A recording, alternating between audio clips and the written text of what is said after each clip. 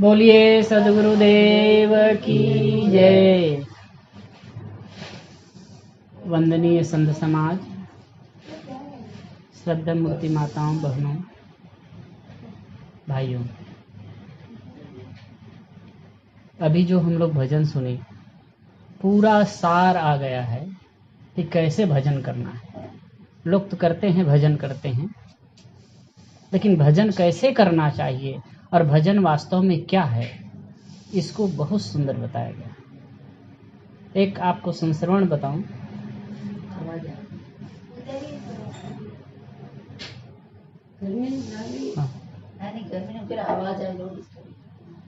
तो ये सावन महीना आ रहा है ना, सावन महीना शुरू हो गया, चल रहा है। हाँ, तो इसी में बहुत उपवास रहते हैं लोग शिव जी का।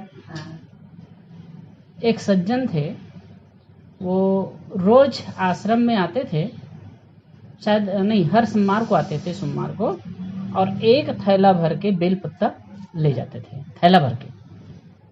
तो कोई हमारे संत लोग हैं, वो मना किए होंगे कि ऐसा कितना क्यों ले जाते हो। तो उस समय मैं नहीं था।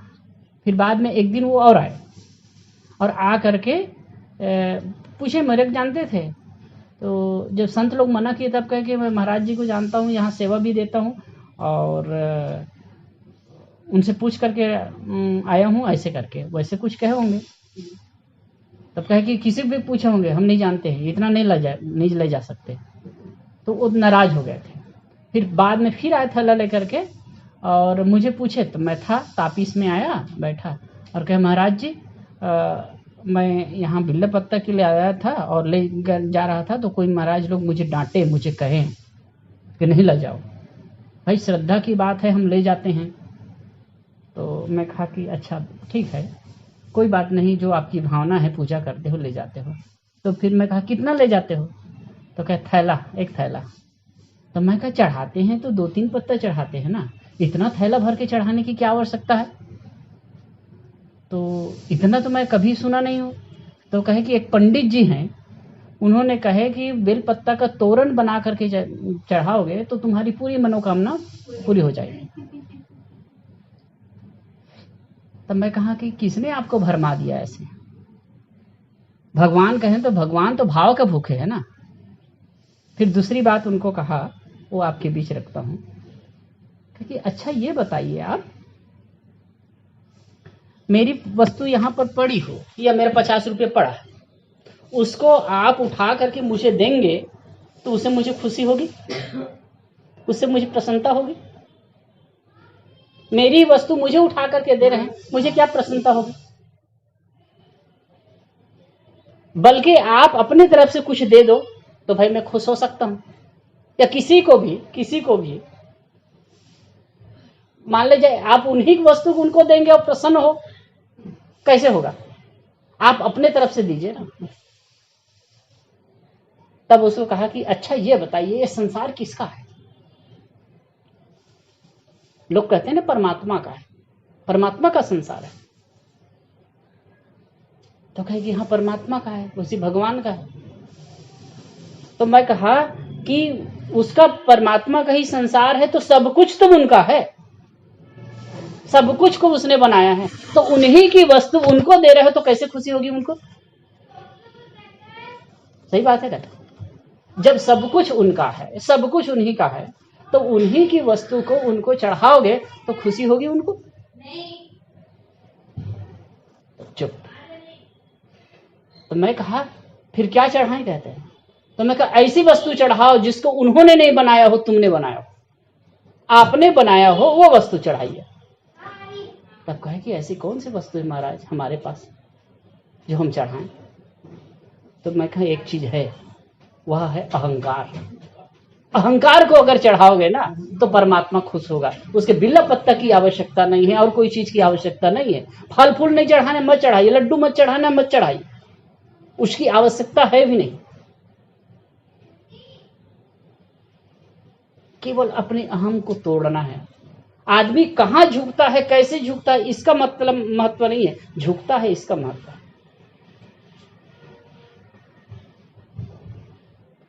अब भजन करते हैं। अब कितने लोग करते हैं?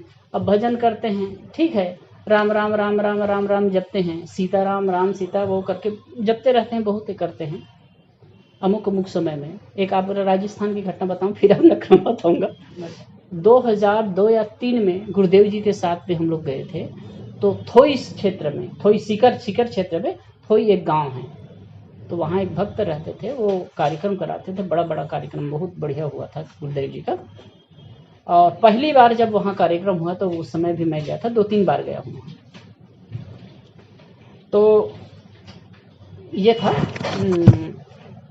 स्कूल था, कोई सरकारी भवन था, उसमें हम लोगों का निवास दिए। एक रूम में गुरुदेव जी का था उस साइड वाला, और हाल जैसे था उसमें सब संतों का था, और साइड में एक रूम था उसमें भोजन बनाते थे, और सामने और बरामदा था। ठंडी का दिन, करीब जनवरी होगा,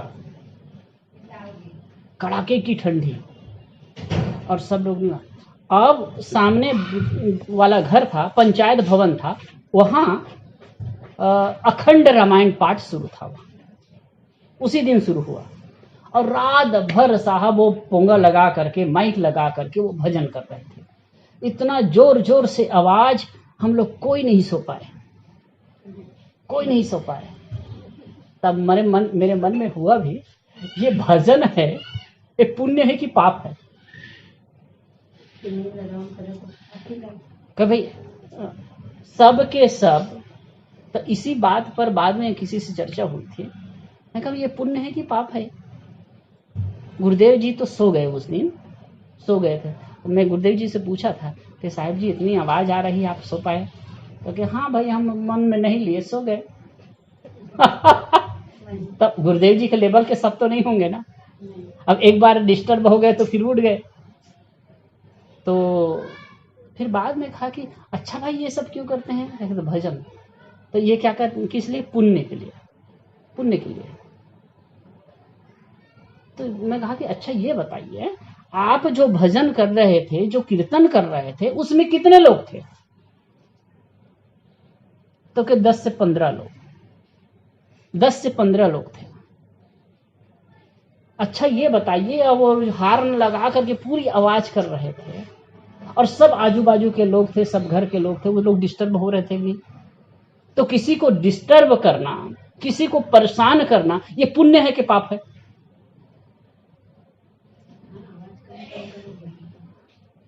भजन अपने लिए होना चाहिए, तो इसको भजन मान लेते हैं।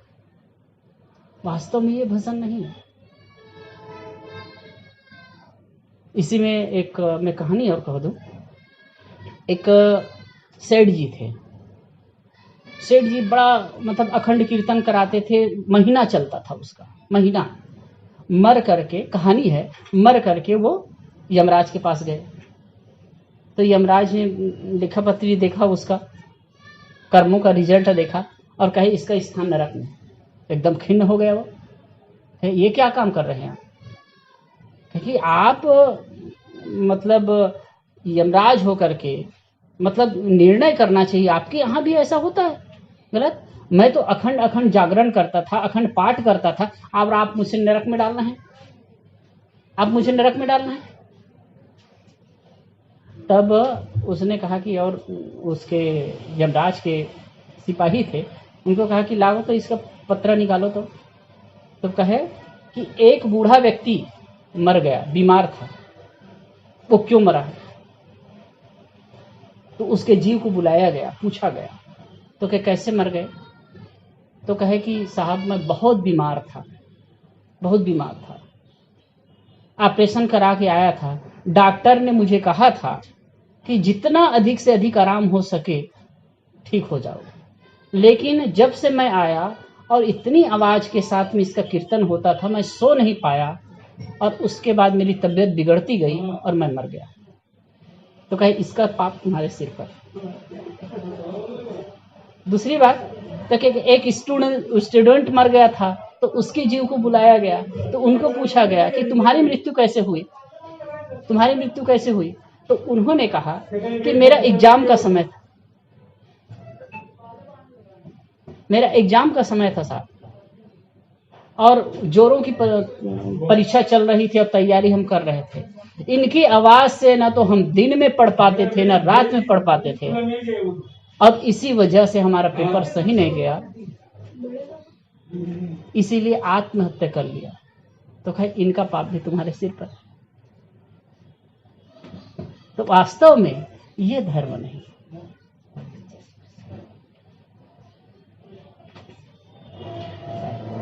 कैसे हैं? चेयर पे बैठिए।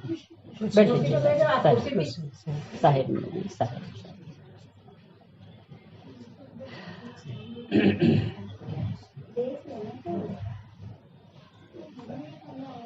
कुर्सी में बैठ जाइए आप।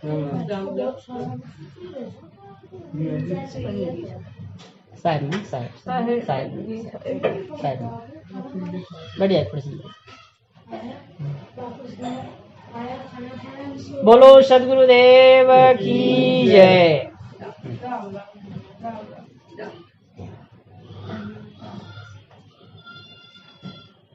तो वास्तव में क्या है भजन, इस पद में बताया गया। मन की तरंग मार लो बस हो गया भजन, आदत बुरी सुधार लो बस हो गया भजन। मन की तरंग को मान, मन और मन की तरंग, इस चीज को समझना।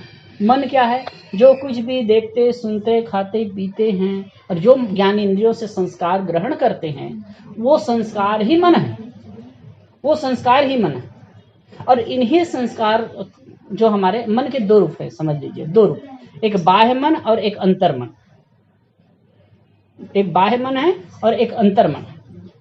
तो अंतर मन में संस्कार संग्रहित होते हैं। इसको हम अगर अर्थ की दृष्टि से, परिभाषक दृष्टि से हम कहें कि जिस मानसिक शक्ति के द्वारा हम जागृत के क्रिया व्यवहार करते हैं वो बाह्य मन है, ठीक है। और जो संस्कार संग्रहित अंतःकरण में है वो अंतर्मन है। जो संस्कार संग्रहित है वो अंतर्मन है। तो जो कुछ भी देखते सुनते हैं उसी से मन का निर्माण हो रहा है। हम जैसे देखे सुने हैं, संस्कार संग्रहित है, वैसे मन बना है और उसी के अनुसार से हम सोचते हैं। तो कहे कि इस मन की तरंग को मार लो बस हो गया भजन। मन में नाना प्रकार के तरंग उठते हैं। आप एक जगह बैठिए, कभी कभी होता है ना, हम पूजा कर रहे हैं, कोई पाठ कर रहे हैं, मन पता नहीं कहां कहां जाता है, क्या क्या सोचता है। एक और कहानी याद आ गया। एक संत जी आए और भिक्षा के लिए।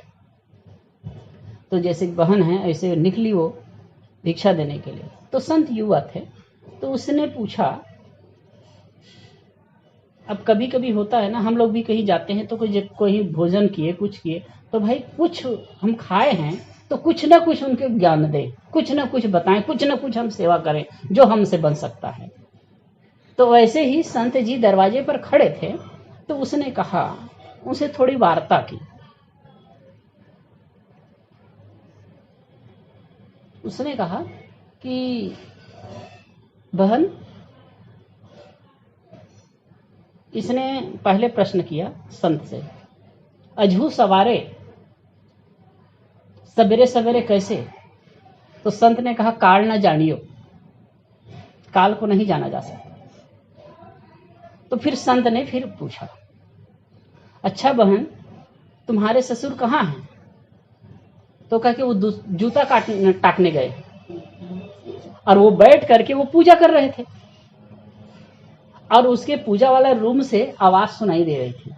तो उसके जो ससुर जी रहते एकदम झल्ला गए कि मैं पूजा कर रहा हूं और ये क्या कहती है। फिर दूसरा प्रश्न वो करता है, संत जी करते हैं कि अच्छा ये बताइए कि आपकी उम्र क्या है? तब भाई अब नई बहू आई थी, अब कम से कम 22-23 की तो रही होगी। तो कहे कि भगवान 15 वर्ष। तो कहे मेरी वर्ष 15 वर्ष। और तुम्हारे पति की उम्र कितनी है? तो कहे पति की उम्र 5 वर्ष। कहे सास की उम्र? तो कहे सास की उम्र कहते 1 वर्ष। हाँ, और ससुर? कहे अभी पैदा ही नहीं हुए। तो ये बात सुन करके ताजुब, तब वो जो ससुर जी अंदर बैठे थे, इतना उनको गुस्सा आया कि पता नहीं वो साधु कहाँ के हैं, कैसे हैं, और क्या उल्टा पुल्टा बात कर रही है। एकदम झल्ला गया। फिर गुस्से से वो निकला वहां से, तो संत जी तो जा चुके थे भिक्षा लेकर के। फिर वो गुस्सा करके बैठ जाए वहीं से जाए।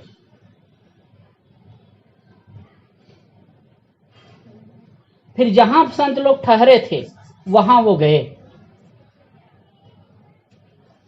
और संत जी से कहे, जो वहां के गुरु थे ना, आचार्य थे, उनको कहे पता नहीं तुम्हारे जो शिष्य लोग हैं, साधु लोग हैं, पता नहीं कैसे कैसे हैं, वहां गए थे और उल्टा पुल्टा हमारे बहू के साथ में बातचीत कर रहे थे, क्या ये सब पूछने की आवश्यकता है।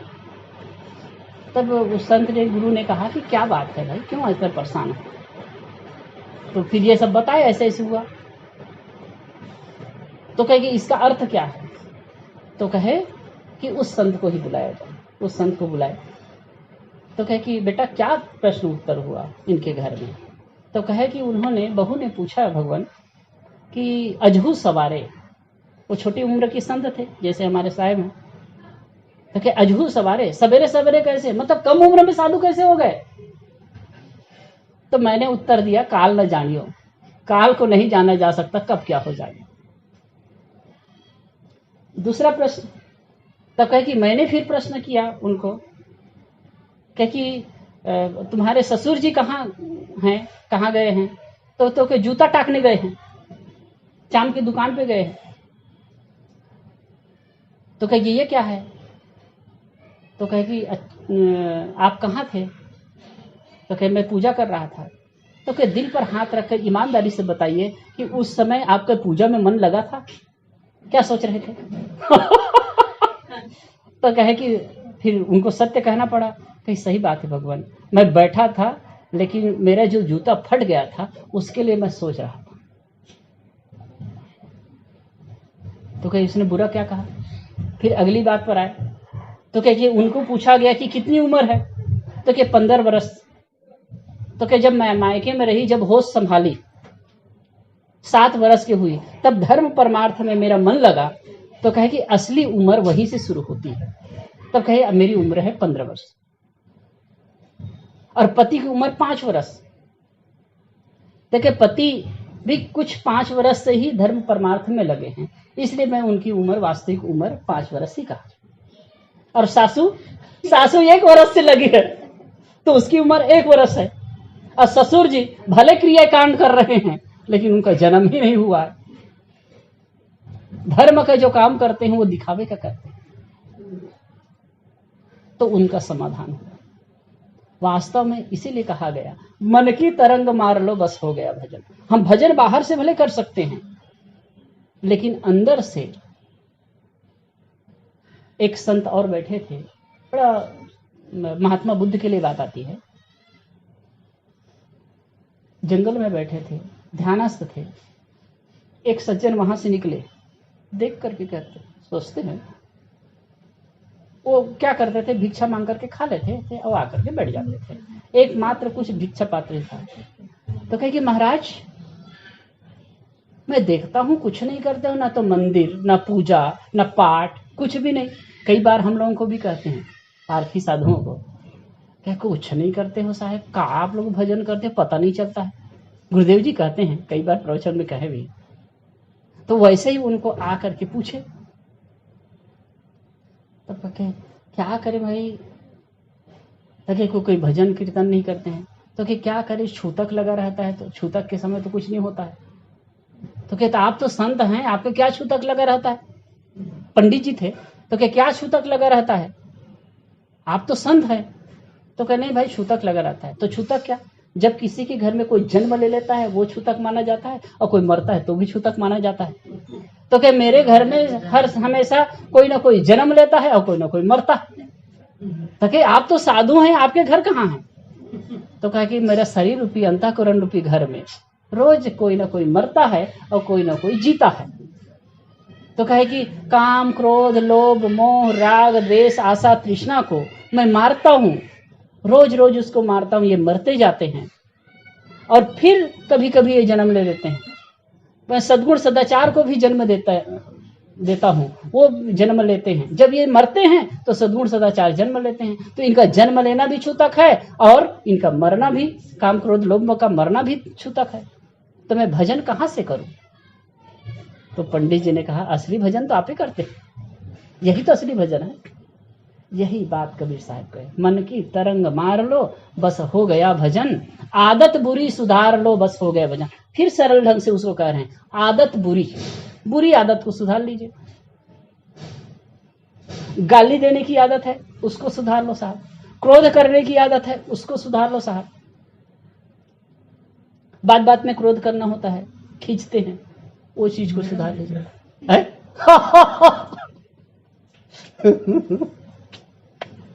और जैसे कि उपवास रहते हैं ना, उपवास रहते हैं, जैसे कि आप सोमवार को या मुखमुख दिन उपवास रहते हैं, बढ़िया से उपवास।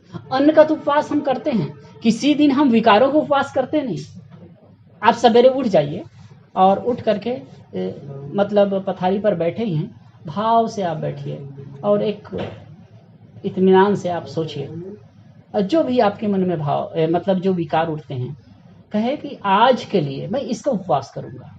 जैसे क्रोध करता हूं, क्रोध आता ही कर रहे हैं ना, तो आज चाहे कुछ भी हो जाए। और संकल्प में इतनी शक्ति है, संकल्प में इतनी शक्ति है। आप देखो ना, जैसे कि हम उपवास रहेंगे, ठान लेते हैं ना, तो उस दिन चाहे अच्छा से अच्छा भोजन बने, कितना मनपसंद की चीज आए, मन ललचाता है। तनिक भी होता है कि मैं खा लूं, नहीं होता है। तो ऐसे ही आप सोच लो कि मुझे आज क्रोध नहीं करना है, चाहे कुछ भी हो जाए। आप देखेंगे उस दिन और आपके मतलब क्रोध उत्पन्न होने के और परिस्थिति बनेगी, ऐसे माहौल बन जाएगा। लेकिन यदि आप संकल्प को पूरा कर लिए और कुछ भी हो जाए, मुझे नहीं करना है, नहीं क्रोध करना है, आप देखेंगे शाम को आपको इतना आनंद का अनुभव होगा, लगेगा कि वास्तव में मैंने भजन किया। गाली देने की आदत हो किसी के, गाली देने के, चाहे कुछ भी हो जाए, मैं बाहर से तो गाली नहीं दूंगा, मन से भी गाली नहीं दूंगा। मन में भी कितने लोग होते हैं बाहर से गाली नहीं देते, मन ही मन बड़बड़ाते हैं, गाली देते हैं। तो आप संकल्प ले लीजिए साहब, ये बहुत बड़ी आपकी उपासना होगी, ये बहुत बड़ी पूजा होगी। अब ये सब चीज धीरे धीरे ऐसे करते हैं। हमारे कितने के होता है खाने की आदत, कितने लोग तो होते हैं शुगर है फिर भी अरे लाओ ना, क्या होता है, वो दबा देंगे, 2-4 मीठा खा लेते हैं। ब्लड प्रेशर है, हाई है, कुछ है, फिर भी तेल वाली चीज, मिर्च मसाला वाला चीज बहुत ज्यादा खाते हैं। आप धीरे धीरे करिए, रोज मतलब एक लागे नहीं कर सकते, धीरे धीरे करिए। वही कहते हैं आदत बुरी सुधार लो, बुरी आदतों को सुधार लीजिए। आप ये सब करते हैं दूसरे के लिए नहीं, अपने लिए करते हैं। मैं अपने क्रोध पर संयम करता हूं, अपने लोभ पर संयम करता हूं, अपने मोह पर संयम करता हूं, और चीज पर करता हूं, तो अपने लिए होता है। आदत बुरी सुधार लो बस हो गया भजन।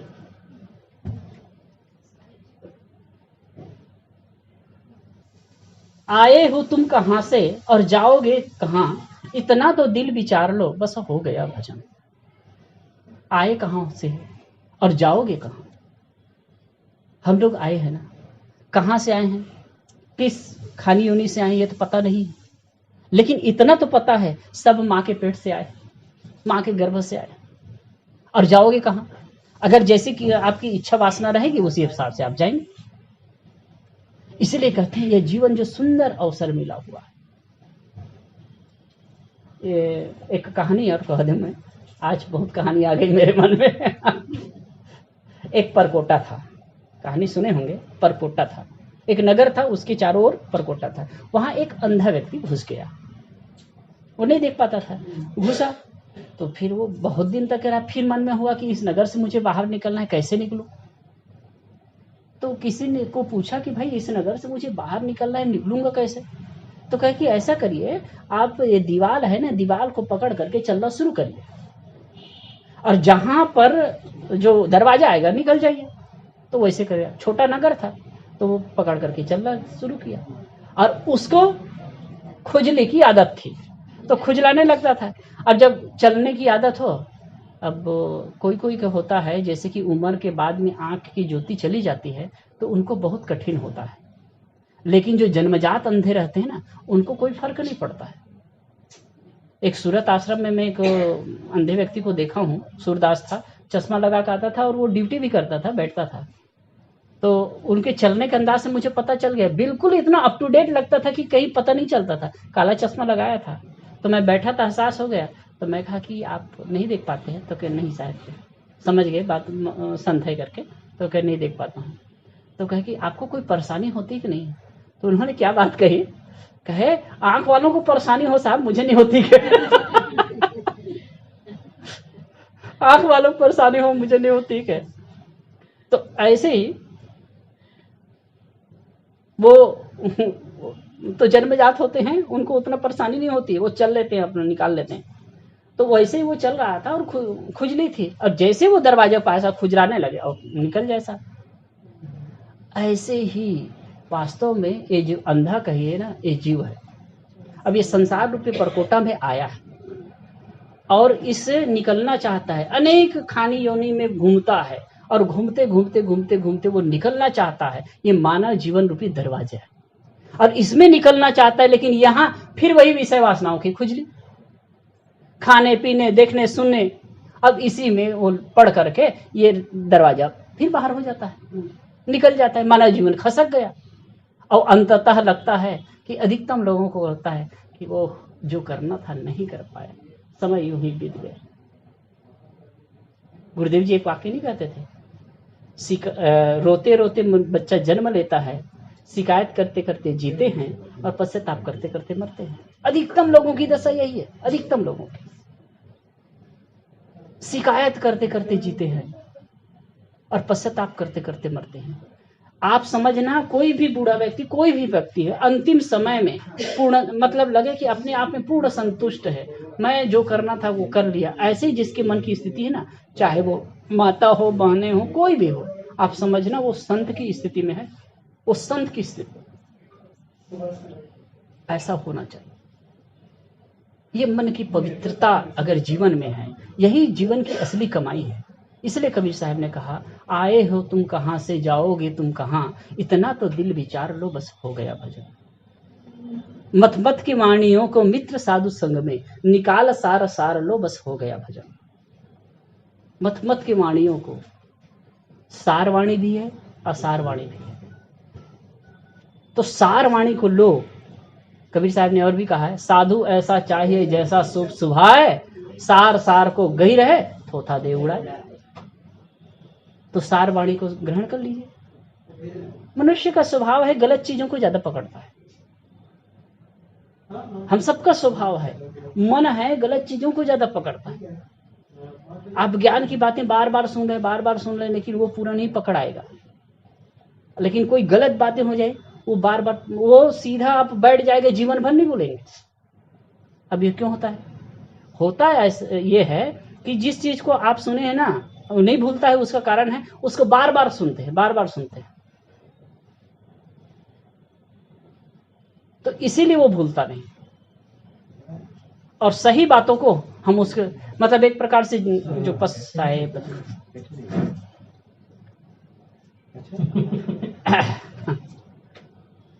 पशु जुगाली करते हैं ना, पशु जुगाली करता है साहेब, मतलब जो घास खाता है उसके बाद फिर से निकाल करके वो जुगाली करता है, तो वो जुगाली करता है ना तो पचता है। ठीक इसी प्रकार हम कोई भी चीज को जैसे सुनते हैं, सुनने के बाद में उसको जुगाली करें, याद करें, रिपीट करें मन में, तो वो चीज नहीं भूलेगी।